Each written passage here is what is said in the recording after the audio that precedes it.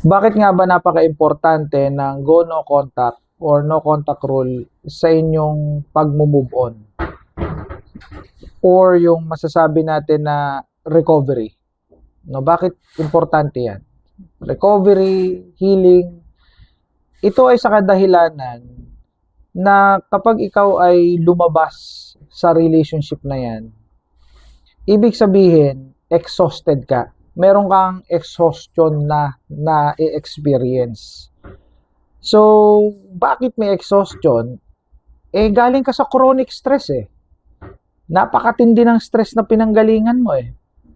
So, nakibagay ang katawan at isipan mo sa matagal na panahon, nagkameron ka ng resistance, tumagal ka, ika nga, masasabi mo na matibay ka, pero dumating sa point na sumagad ka na. Ito yung point na parang namamanhid ka, na gusto mo na makawala. Ito yung point wherein yung isang tao ay punong-puno na. Kumbaga sa balde o timba ay punong-puno na, awas na. Umaapaw na yung tubig. Ganun yung analogy natin, no? So with this in mind, kung exhausted ka na, no? So ano yung dapat nating gawin? So syempre, basically, kailangan natin na bigyan ng suporta ang ating katawan. Kailangan muna nating makarelax. Relaxation and calmness ang dapat nating munang unahin. Para yung ating nervous system, yung ating brain, no, yung ating katawan ay kumalma. Kasi ang ating katawan aroused eh. Pagka galing ka sa abuse. So scientifically, medically, psychologically, yung nervous system mo activated, highly activated. Nasa tinatawag ka na fight or flight mode sa mahabang panahon. Kaya anong dapat natin gawin? Kailangan natin kalmahin yung nervous system mo. Kailangan natin kalmahin yung brain mo, yung isipan mo, yung katawan mo. The big question is, paano yan magiging kalmado kung nakakausap mo pa o ginugulo ka pa ng ex mo, chinachat ka pa ng mga pagmumura, sinisisi ka, out of nowhere, bigla na lang magsasabi na ikaw may kasalanan kung bakit tayo naghiwalay, ikaw ang salarin, mga ganon, o kaya ay tinatakot ka, ang daming mga sinasabi. So, nasa ng relaxation doon? Nasa ng calmness? Ngayon, kung gusto nyo ng relaxation and calmness para makamove on kayo, para sa inyong faster recovery, kailangan nyo talagang putulin completely 100% yung communication ninyo sa inyong narcissistic ex. Ngayon, kung kayo ay may anak or may business or mayroong mga properties na sinesettle, so bago kayo lumabas dun sa relationship na yan, pagplanuhan nyo munang mabuti. Magkameron kayo ng tinatawag na escape plan. So yung escape plan na yan ay tatapusin nyo muna.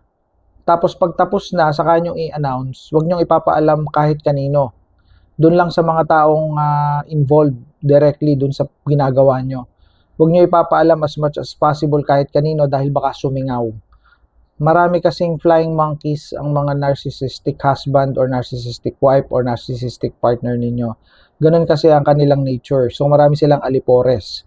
So maraming po pwedeng makapagbigay sa kanya ng tip na kayo ay gusto ng lumaya, no? So huwag niyo muna sasabihin. Ngayon, kapag okay na-execute niyo na yung inyong plano, smoothly, nakapag-ipon na kayo ng pera, nabago niyo na yung mga passwords ng inyong mga accounts, no, sa mga bangko, yung inyong mga codes sa bangko, ATM, etc., etc. You know what I mean, no? Yung finances ninyo sa mga digital banks or sa mismong bangko, mga ganyan, mga ganon, no? So, yun, no?